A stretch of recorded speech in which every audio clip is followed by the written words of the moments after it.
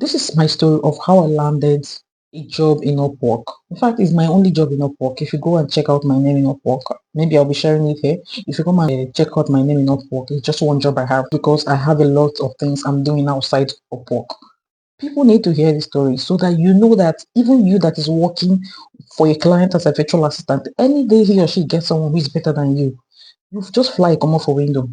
You never even look back 2 times because all they need is someone who can do it well. I landed my first job as a virtual assistant. I actually saw this brief on Upwork, like every other job brief you see on Upwork. When I saw it, I was like, wow, it's a nice thing, something I can do. And I went ahead to check out the person's activity on Upwork, which is very important. Before you apply for any job on Upwork, check out the person's reviews. Customers, freelancers he or she has worked with before, we always say something about their experience with these people. Yeah, we know sometimes they can bribe their way through it, but trust me, the more you read, the more you understand the person. So I actually read and I saw that this guy actually have good reviews, and people were really going into details, explaining how they worked with this guy. So okay, let me give it a try, and I applied, and the client was not a small person because he has spent over 5 figures with freelancers online. So you can imagine, I already have a picture of the person I was sending proposal to. And again, the proposal should not be generic. It should be personalized to that person, addressing, as in giving your solution, offering your solution to all the things he or she stated in the brief. So I went ahead, submitted my proposal, and for some people it might be a long time, but for me it was quick. In the space of 2 hours, I got a reply. Was like, okay, I've seen your profile. Another point, make sure you have an optimized profile, an optimized Upwork profile, because most of these big clients, yes, they want to check out who they want to work with. And you don't want to leave your profile like someone who is not serious. So he told me he has checked out my profile and he think, okay, that I can do this job. Now, I was surprised, okay, because I was expecting to say, okay, we'll have an interview and all that. There was no interview. The client just onboarded me right away and I was start the following day. I was like, wow, so fast. Now, I started the first job. Why did I say first job? Because currently I'm doing 2 jobs for this client. So I started the first one. I'm still coming somewhere. Stay with me. I will show you what proactiveness did for me. I started this first job. Now, in the space of 2 weeks, I got another message from my client, and she was like, "Now, please, I need you to also. Will you be available to do this other job?" And I said, "Yes, of course, I can do this other job." I didn't reply immediately because I was reluctant. Because I already have a lot of things I was doing outside of work, like I said earlier.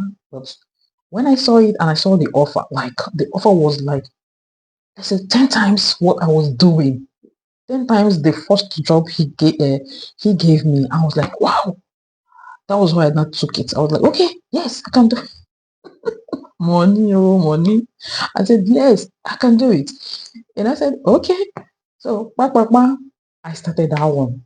Now there was something that happened that made me want to talk to him because I needed answers to those questions.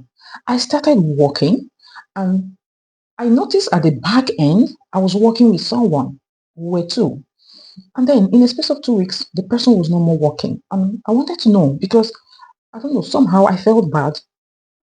I did not want to know that, as in, was it my presence that actually got this person out of work? Because I checked at the back end.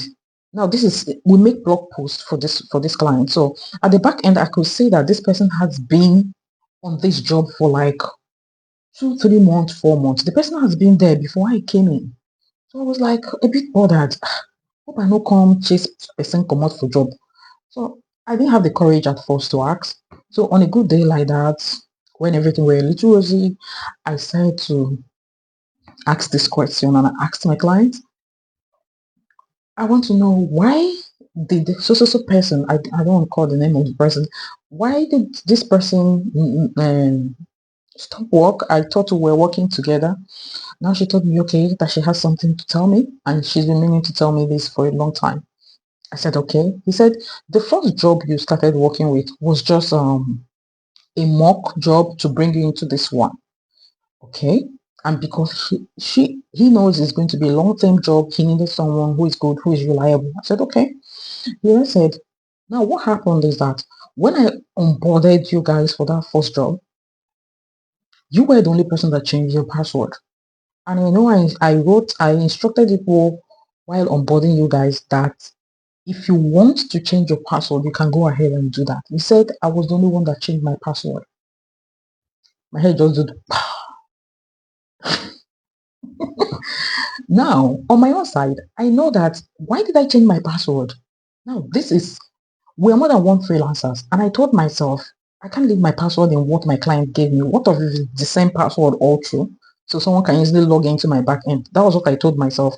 And I just changed my password to my personal thing. She said she tried logging into every other person's own and she just had access. But when she got to my own, she could not have access. And she just picked me. I changed my password. That's number one. Now, on the second side, she was like, when she now introduced me to the main job, which was why she got the freelancers, that my first post just explained everything, every instruction she gave me about making the post. I went above it. I did more than it.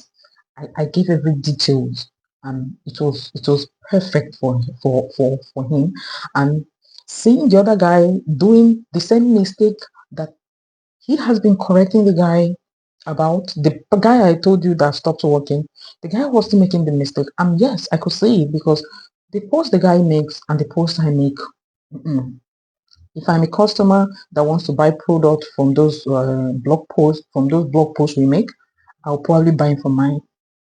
This is not to brag, but that's just the truth. He was not being detailed. He was just being on the surface, not saying much about the product and all that. So I understood him. So he said he has to relieve him of the duty so that he can know it's just me that is doing the work. And that is it. So that job you're doing today, ask yourself, are you doing the right thing? Are you following instructions? Are you being proactive? Are there things you need to adjust? You can talk about it with your clients and make sure corrections.